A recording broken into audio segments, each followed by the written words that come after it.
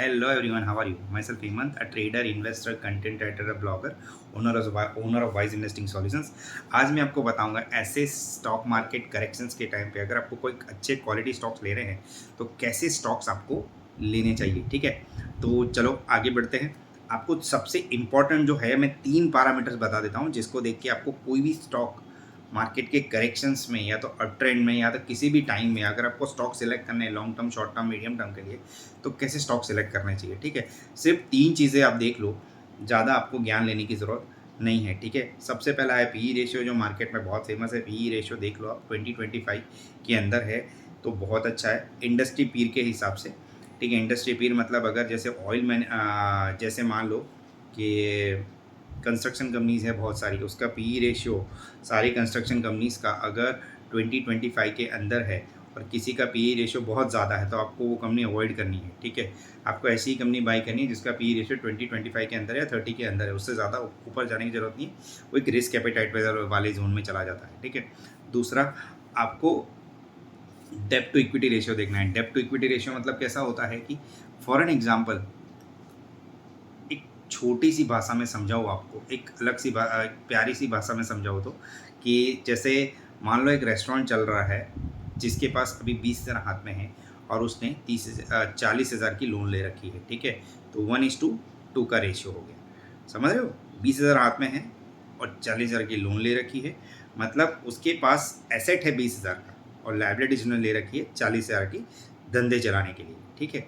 तो अगर लाइबिलिटीज़ पहले ख़त्म करेगा, उसके बाद ही उसका एसेट बिल्ड होगा, ठीक है।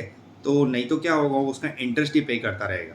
तो आपको डेब्ट टू इक्विटी रेशियो कितना रखना है, जनरली 2 होना चाहिए, 2.3 होना चाहिए, ठीक है। इंडिया की सारी निफ्टी 50 का डेब्ट टू इक्विटी रेशियो 2.53 के नीचे 2.53 के आसपास ही है, 2.54 के आसपास है, तो उससे उससे ज़्यादा नहीं है, ठीक है। तो निफ्टी 50 की ऑलमोस्ट सारी कंपनियां अच्छी ही हैं, ऐसा मान लो आप, ठीक है। बट फिर भी बजाज फाइनेंस स्पेशली उसका डेब्ट टू इक्विटी रेशियो फिलहाल अभी 2.89 के ऊपर चला गया है, तो वो थोड़ा अवॉइडेबल है।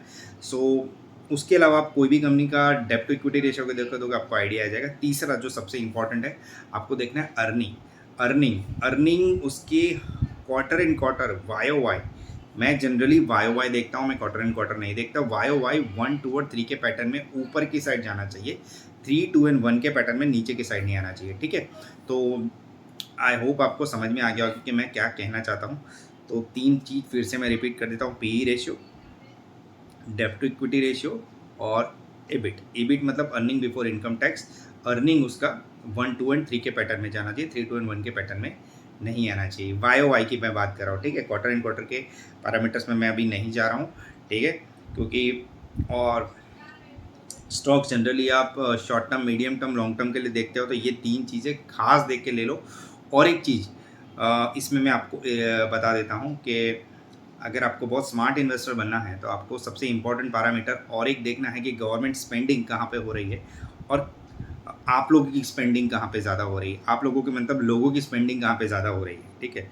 आप ये गवर्नमेंट स्पेंडिंग के सबसे ज़्यादा स्पेंडिंग अभी जहाँ भी हो रही है उसमें से रिफाइन करके स्टॉक्स निकालो और आप लोग जहाँ पे स्पेंडिंग कर रहे हो उसमें से रिफाइन करके क्वालिटी स्टॉक्स निकालो। फॉर एन एग्जांपल, गाड़ी का सेल्स का ग्रोथ बढ़ गया, गाड़ियों के सेल्स का ग्रोथ बढ़ गया है और यहाँ पे गवर्नमेंट ने कौन से बड़े बड़े प्रोजेक्ट लॉन्च किए हैं जिसमें गवर्नमेंट का स्पेंडिंग ज़्यादा हो रहा है। जैसे अभी इथेनॉल ब्लेंडिंग का हो रहा है, फिर अपना कंस्ट्रक्शन इंफ्रास्ट्रक्चर पे कंपनी ज़्यादा, इंडियन कंपनी मतलब गवर्नमेंट ज़्यादा फोकस कर रही है, सोलर पे कंपनी ज़्यादा फोकस कर रही है, तो ये गवर्नमेंट स्पेंडिंग हो गया। और इस साइड आप लोगों का स्पेंडिंग हो गया। कहाँ पे स्पेंडिंग हो रहा है आप लोगों का, जैसे पिज़्ज़ा खाने की डिमांड बहुत बढ़ गई लोगों के अंदर, ठीक है। दूसरा कि आप मान सकते हो कि गाड़ियों की सेल्स बढ़ गई है, गाड़ियों की सेल्स बढ़ रही है तो उससे कनेक्टेड कितनी सारी चीज़ें, जैसे टायर भी बढ़ रहे हैं, टायर के केमिकल्स की भी। फिर अभी कहाँ पे स्लो डाउन आया है, दवाइयों की जो कंपनियां हैं उसके अंदर थोड़ा स्लो डाउन आया है, ठीक है। तो जहाँ पे कंज्यूमर का स्पेंडिंग जहाँ पे हो रहा है, ये चीज़ हमेशा ध्यान में, कंज्यूमर स्पेंडिंग और गवर्नमेंट स्पेंडिंग, ये जो 2 पैरामीटर उसमें से रिफाइन करके स्टॉक्स निकालोगे और उसके बाद आप स्टॉक सिलेक्शन करके स्टॉक इन्वेस्टमेंट करोगे, ये 3 पैरामीटर्स देख के। कौन से पी रेशियो, डेब्ट टू इक्विटी रेशियो और EBIT, earning before income tax ratio, तो आपको थोड़ा इन्वेस्टमेंट में थोड़ा शार्पनेस मिलेगा। ज़्यादा डीप उतरने की ज़रूरत नहीं है। बहुत सारी वेबसाइट्स है जो फ्री में सारी डिटेल देती है, आप उसमें देख सकते हो। जैसे एक स्क्रीनर है, एक मनी कंट्रोल है, फिर ज़ीरोधा है। नहीं, ज़ीरोधा में उतना डिटेल नहीं आता है। आप कौन से टिकर टेप करके भी है, टिकर करके भी है, ठीक है। सो ये सारी वेबसाइट्स हैं जिसमें फ्री में ये सब सारी डिटेल्स रहती है। चार्टिंग वार्टिंग वो सब देख के ज़्यादा इन्वेस्ट करने की ज़रूरत नहीं है। चार्टिंग ट्रेडिंग के लिए ही यूज़ होता है, ठीक है। तो आप अगर ट्रेडर हो तो ये सब देखो, अगर आप इन्वेस्टर हो तो यही चीज़ें फॉलो करके आप इन्वेस्ट करोगे। स्टीरियोटाइप इन्वेस्टमेंट हमको नहीं करना है, थोड़ा स्मार्ट इन्वेस्टर बनना है। थोड़ा सोच समझ के इन्वेस्ट करो और ये सारे पैरामीटर्स फॉलो करोगे तो आपको भविष्य में किसी को ज़्यादा डिटेल में पूछने की ज़रूरत नहीं पड़ेगी कि मैं कहाँ इन्वेस्ट करूँ, ठीक है। चलो, thank you very much, bye bye. Keep learning, keep earning, keep educating others as well around you. Thank you very much, bye bye.